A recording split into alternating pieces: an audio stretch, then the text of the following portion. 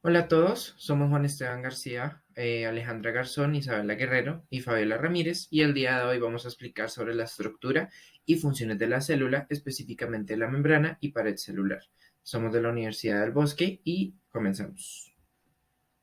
Comenzando sobre las diferencias estructurales entre la membrana del dominio bacteria y el dominio arquea, podemos decir principalmente que mientras bacteria los enlaces éster unen los ácidos grasos y el glicerol, en el dominio arquea los enlaces éter unen las cadenas laterales hidrofóbicas y el glicerol. Cabe resaltar que en arquea carecen de ácidos grasos, pero estas cadenas laterales cumplen la misma función.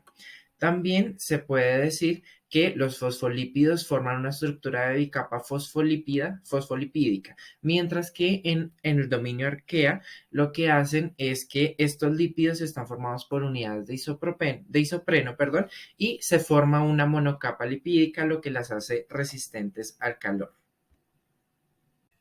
Ahora bien, hablamos sobre el transporte de moléculas ionizadas, las cuales al poseer una carga, lo que hacen es que en la membrana no se pueda pasar así fácilmente debido al gradiente de concentración existente en la célula.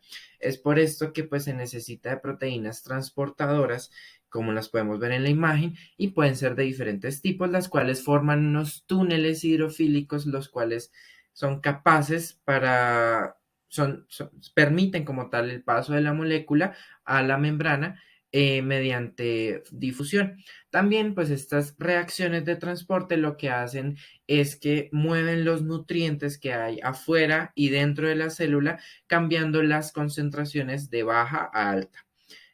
Como podemos ver en la imagen, podemos tener tres tipos, estos tipos de transporte, los cuales especificaremos más. Posteriormente tenemos en los sistemas de transporte, teniendo en cuenta el microorganismo Escherichia coli, principalmente el transporte de lactosa por mediasa LAC, que es un transporte simple dado por un tipo desimportador, es decir, que es bilateral el tipo de transporte. Esto lo que hace es tomar la molécula de lactosa y un protón y como tal pasarlo a la membrana. Y la energía se da mediante reacciones de conservación de energía. Luego tenemos el transporte de glucosa por sistema de fosfotransferasa, la cual se da modificando la molécula y por medio de estas cinco proteínas que podemos ver, teniendo en cuenta que el 2C, la proteína 2C, es la que realiza la modificación a la glucosa en este caso. Y la energía se da por el fosfonilpiruvato. Sobre la pared celular, específicamente el peptidoglicano siendo su componente principal, el cual está compuesto en sí por derivados de azúcares tales como el N-acetilglucosamina y el ácido N-acetilmulámico y los aminoácidos que podemos ver. Estos como tal forman una estructura repetitiva denominada tetrapeptidoglicano. Es por esto que se llama peptidoglicano. También cabe resaltar que estas cadenas largas se colocan adyacentes unas entre sí para formar una lámina. En cuanto a las funciones de la membrana externa de las bacterias gram negativas, tenemos como lo que es aportar la resistencia a la célula, el anclaje para unir la membrana externa a los peptidogliclanos y que el LPS constituye la endotoxina de las bacterias gram negativas. Ahora, en cuanto a la composición química de la membrana externa, tenemos que la porción polisacárida consta de dos componentes: el núcleo polisacárido, que está formado por cetohexooctano, diversos azúcares de 7 átomos de carbono, glucosa, galactosa y la N-acetilglucosamina, y pues el polisacárido o específico, el cual contiene galactosa, glucosa, rhamnosa, manosa y dideoxisosas. Ahora bien, en cuanto a lo que corresponde a la porción lipídica del LPS, en donde sus ácidos grasos, es decir, el caproico, el láurico, el mirístico, el palmítico y el esteárico, están unidos mediante los grupos amino de un disacárido compuesto por dos unidades de fosfato de glucosamina, y el disacárido está unido al núcleo del polisacárido a través del cadeo. El polisacárido de la pared celular común en bacteria que no se encuentra en la arquea es el peptidoglicano, por lo que da lugar a una molécula con un parecido notable a la cual es denominada pseudomureína. Ahora, ¿qué tiene de inusual la capa S en comparación con otras paredes de los procariotas? Es que, bueno, hay unos microorganismos específicos que pueden tener como tal únicamente las capas S como estructura celular, es decir, como pared celular. Y hay otros microorganismos que esta capa S está acompañada de otras componentes. Pero pues como tal, la capa S siempre va a estar ubicada en lo que corresponde a la capa exterior. Es decir, que entendemos que la capa S sirve como tal para formar una matriz bidimensional que cubre completamente las superficies de diferentes especies. Y ahora, en cuanto a qué tipos de pared celular se encuentra en arquea, tenemos la pared de glucoproteínas, la pared de pseudopeptidoiclanos, las capas S y la pared de polisacáridos. Ahora, en cuanto a las funciones que tienen las capas de polisacáridos del exterior de la pared celular en los procariotas, son que ayudan en la unión de los microorganismos a las superficies sólidas, actúan como factores de virulencia en determinadas enfermedades bacterianas, sirven para unir moléculas de agua y de esta manera proteger la célula de la desecación. Y como último lugar, que los polisacáridos extracelulares tienen un papel importante en el desarrollo y el mantenimiento del biofilm. ¿Qué tipos de inclusiones citoplasmáticas se forman en los procariotas? Bueno, las inclusiones actúan como reservas energéticas y reservorios de carbono, que estos almacenamientos de carbono y otras sustancias en forma insoluble es una ventaja para las células. De esto existen tres tipos de inclusiones, que es los polímeros de almacenamiento de carbono, el polifosfato, azufre y mineral de carbono, y como último punto, las inclusiones de almacenamiento magnético. Ahora, en cuanto a las vesículas de gas, las vesículas de gas confieren la flotabilidad de las células y les permiten posicionarse en ubicaciones concretas en columnas de agua. Ahora, a nivel de estructura, ellas tienen dos proteínas diferentes, en donde la GBPA, esta le va a brindar la rigidez esencial para que la estructura resista la presión ejercida desde el exterior.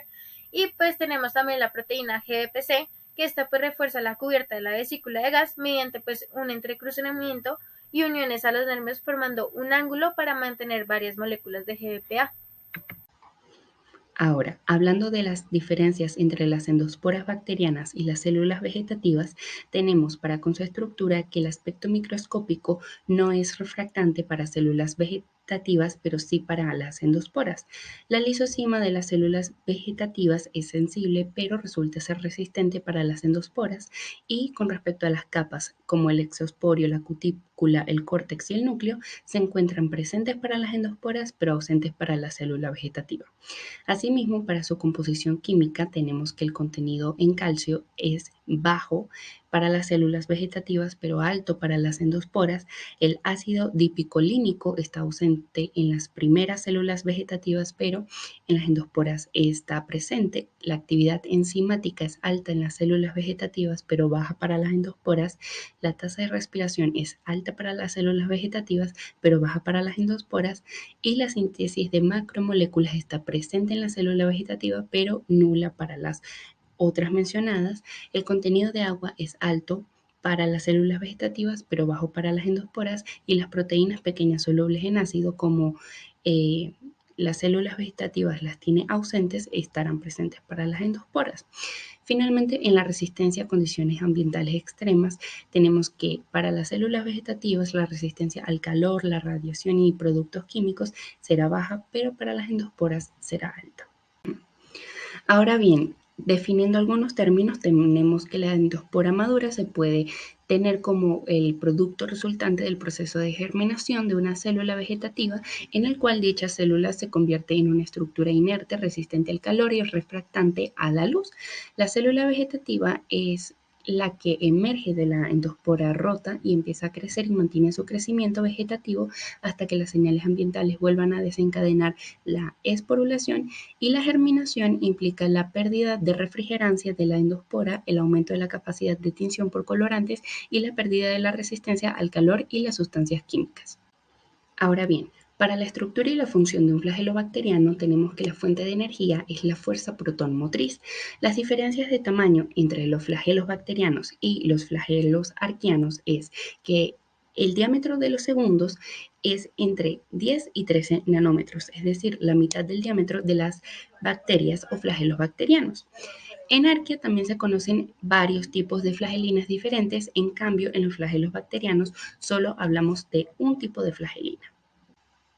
Ahora, con respecto al deslizamiento generado por las proteínas sobre la superficie celular, eso se le atañe a lo que es el mecanismo de motilidad que utiliza el Flavobacterium, ya que es generado por las proteínas sobre la superficie celular del mismo microorganismo, por lo cual se cree que unas proteínas específicas de la motilidad están ancladas a las membranas citoplasmáticas y externas, las cuales impulsan a las células hacia adelante.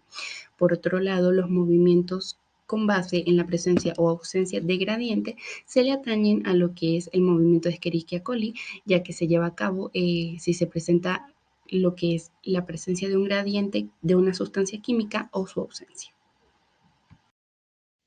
Las bacterias flagelantes se mueven en respuesta a un agente químico y su movimiento es de forma aleatoria en carreras y en vuelcos. En caso de que se encuentren con una sustancia atrayente, las carreras se favorecen y los vuelcos son menos frecuentes. Aparte, su movimiento será dirigido hacia las concentraciones más elevadas de la sustancia atrayente. En la imagen 2.58 se muestra un experimento para la medición de la quimiotaxia, en donde parten de introducir un capilar en una suspensión bacteriana formando un gradiente de la sustancia. Luego se introduce un capilar de control, el cual no contiene ni una sustancia atrayente ni una sustancia repelente. Posteriormente se introduce un capilar con una sustancia atrayente y aparte se introduce un capilar con una sustancia repelente. El capilar de control permite medir la acumulación o repulsión de las bacterias al añadir los otros capilares para así evidenciar la evolución temporal de la cantidad de células en capilares con distintas sustancias. La quimiotaxia es la respuesta que tienen las bacterias frente a cambios en la composición de agentes químicos en el ambiente, permitiéndole un acercamiento a ambientes favorables o una repulsión a ambientes hostiles. Como ejemplo, se tiene la respuesta de los leucocitos a las heridas, en donde ciertos ligandos quimiotácticos son propulsados distalmente hacia el uropodio, donde se desprenden o ingieren para luego ser degradados.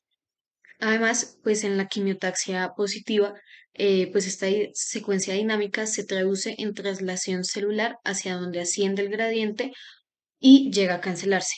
Otro ejemplo de quimiotaxia es la acción que ejercen las feromonas sobre los animales, ya que esta es una sustancia que provoca ciertos comportamientos tanto de acercamiento como de alejamiento dentro de los animales de una misma especie. Por otro lado, la fototaxia es la respuesta que tienen las bacterias orientadas a los cambios de luz.